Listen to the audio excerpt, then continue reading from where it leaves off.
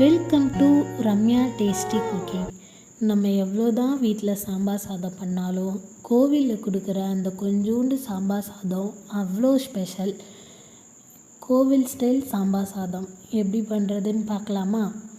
அதுக்கு ஒரு குக்கரில் 1 கிளாஸ் அளவுக்கு வீட்டில் யூஸ் பண்ணுற நார்மல் அரிசி சேர்த்துருக்கேன். 1/2 கிளாஸ் அளவுக்கு துவரம் பருப்பு எடுத்திருக்கேன்.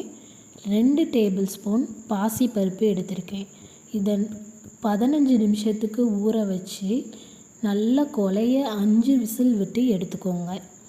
அடுத்து ஒரு கடாயில் 2 டேபிள் ஸ்பூன் எண்ணெய், 1/2 ஸ்பூன் கடுகு, 1/2 ஸ்பூன் சீரகம், கருவேப்பிலை போட்டு நல்லா பொரிஞ்சதும் ஒரு கைப்பிடி அளவு சின்ன வெங்காயம், 4 பூண்டு சேர்த்து நல்லா வதக்குங்க. வெங்காயமும் பூண்டும் நல்லா வதங்கினதும் ஒரு பெரிய சைஸ் தக்காளியை சேர்த்து நல்லா வதக்குங்க. தக்காளியும் வெங்காயமும் நல்லா வதங்கினதும் அடுத்து நம்ம காய்கறியெல்லாம் சேர்த்துக்க போகிறோம். நான் கேரட், லூக்கல், பீன்ஸ், உருளைக்கிழங்கு, முள்ளங்கி 5 காய்கறி எடுத்திருக்கேன். நீங்கள் உங்களுக்கு விருப்பப்பட்ட காய்கறி எது வேணாலும் சேர்த்துக்கலாம். காய்கறி எல்லாம் அந்த எண்ணெயில் நல்லா வதக்கி விடுங்க. நல்லா ஒரு 2 நிமிஷத்துக்கு வதக்குங்க.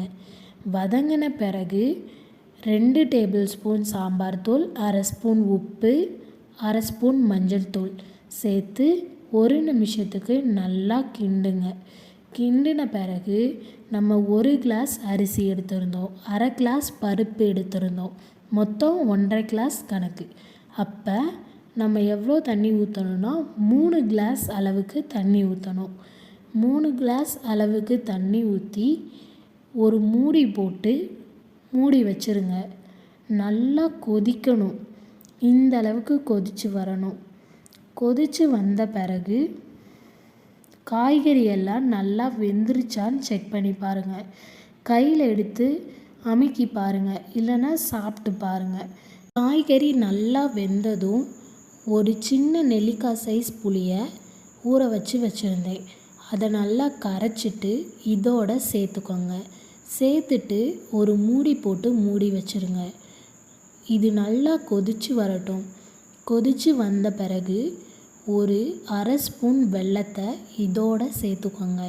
சேர்த்துட்டு மறுபடியும் மூடி போட்டு மூடி வச்சுருங்க. நல்லா கொதித்து வந்த பிறகு நம்ம வேக வச்சு எடுத்து வச்சுருக்க சாப்பாடை இதோட கொஞ்சம் கொஞ்சமாக சேர்த்து கிண்டிக்கிட்டே வாங்க.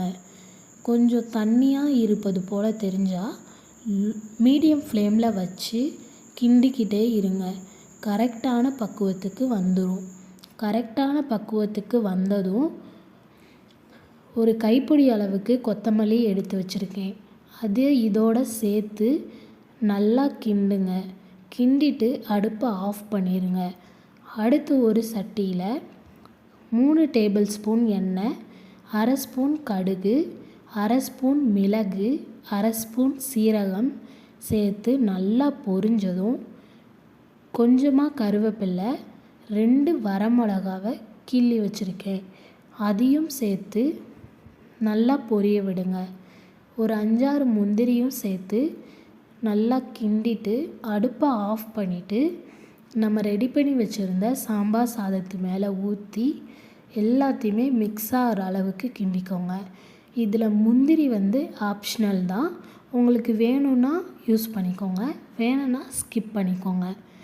நல்லா கிண்டி விட்டதும் சூப்பரான ஒரு கோவில் ஸ்டைல் சாம்பார் சாதம் ரெடி. இது குழந்தைங்களுக்கெல்லாம் செஞ்சு கொடுத்தீங்கன்னா அவ்வளோ விரும்பி சாப்பிடுவாங்க. லஞ்ச் பாக்ஸ்க்கெலாம் நீங்கள் செஞ்சு கொடுத்து 1 ஸ்பூன் நெய் ஊற்றி மூடி வச்சிங்கன்னா அந்த நெய்யெல்லாம் உள்ளே இறங்கி குழந்தைங்க சாப்பிடவே அவ்வளோ விருப்பப்பட்டு சாப்பிடுவாங்க. இந்த வீடியோ உங்களுக்கு பிடிச்சிருந்துச்சுன்னா லைக் பண்ணுங்கள். நெக்ஸ்ட்டு என்ன ரெசிபி வேணும்னு கமெண்ட் பண்ணுங்கள். அண்ட் நம்ம சேனலை சப்ஸ்கிரைப் பண்ணிக்கோங்க.